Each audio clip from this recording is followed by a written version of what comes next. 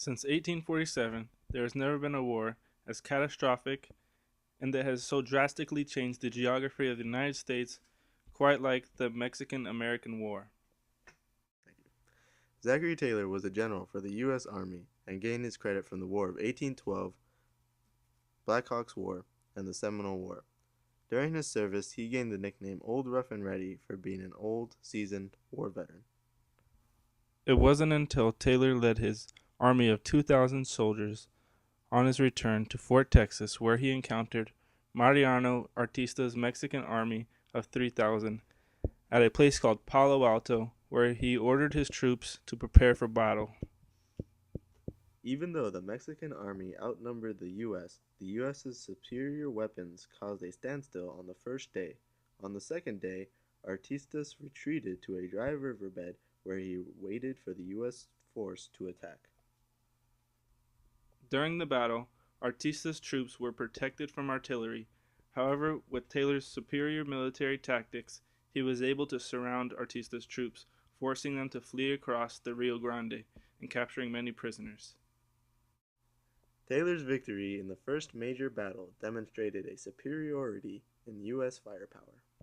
Mexico's weak firepower was no coincidence. Until this point in time, Mexico has yet to gain knowledge of their economic potential by utilizing their resources. Fierce localism and poor transportation hindered the emergence of an integrated nationwide economy even more than they did in the U.S. Mexico's financial weakness severely restricted its war-making potential. The Mexican army found it easier to raise troops than to feed, clothe, arm, and pay them. Because of Mexico's financial instability, the U.S. government thought the invasion of Mexico would be an easy defeat. Mexico wasn't the only country who had suffered delays. The United States had only 120 miles of telegraph cable at the time, which delayed imperial orders. Not only did the U.S. suffer from delays, their army enlisted volunteers who were poorly trained and outnumbered the regulars, and only served for a year, which proved to be a mistake for the U.S. as the war prolonged. What the Mexican army lacked in training, they made up for in spirit in defense of their homes. Because the majority of U.S. troops were immigrants, many lacked patriotism and often accepted bribes, such as land grants, from Mexican officials. The Mexican American War had had the highest desertion rate of any other foreign war in the U.S. states. Which was 8.3%.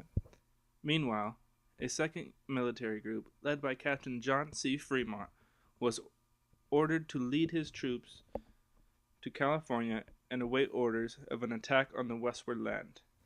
The captain had a strong sense of his own destiny and a talent for publicity.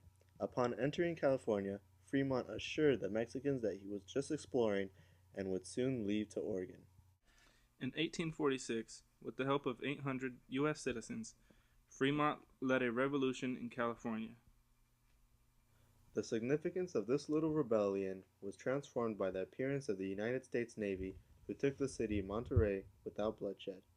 With the help of Robert Stockton, Fremont was able to reconquer California from the Californios on January 19, 1847. Upon the declaration of war, President Polk assembled what was called the Army of the West, whose first objective was to conquer New Mexico. General Stephen Watts Kearny was appointed the leader of the Army of the West. On June 5th, Kearny's army was deported from Kansas to aid troops of the West. Without firing a shot, Kearny and his army took over Santa Fe because of the New Mexican governor who fled after taking a $50,000 bribe from the U.S. and wanted to avoid the bloodshed. On September 25th, Kearny set off to San Diego to help take over California to aid Stockton and Fremont. Winfield Scott, also known as Old Fuss and Feathers, was one of the greatest soldiers the United States Army has produced. He wore the stars of a general for more than 50 years. With his intentions to take over Mexico City, Scott would have to sail across the Gulf of Mexico and take part of what would be the most amphibious operation the United States Armed Forces would conduct before D-Day. Upon arriving to the beaches of Veracruz, Scott ordered his ships to bombard the city walls while the troops stormed the shores. On March 26, Veracruz surrendered, and the Mexican troops were marched out to be patrolled. On August 20th, Scott finally arrived to Mexico City, which was soon followed by one of the toughest battles fought. It wasn't until Mexico ran out of ammunition and were overcome by U.S. troops. Scott's objective was not to create an urban wasteland, but to conquer a peace.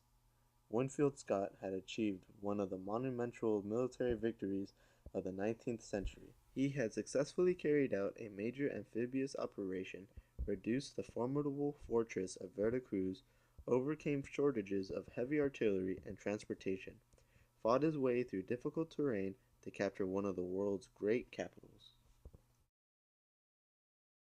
This aftermath was a major U.S. victory, which resulted in the annexation of a huge portion of land, covering the current states of California, Nevada, New Mexico, Utah, and most of Arizona. As most of the soldiers who fought in the U.S.-Mexican War were Westerners, this was to play a role in the later interactions between Westerners and Mexicans, as well as Native Americans. The consequences for the U.S.-Mexican War are still felt to this day throughout the American West.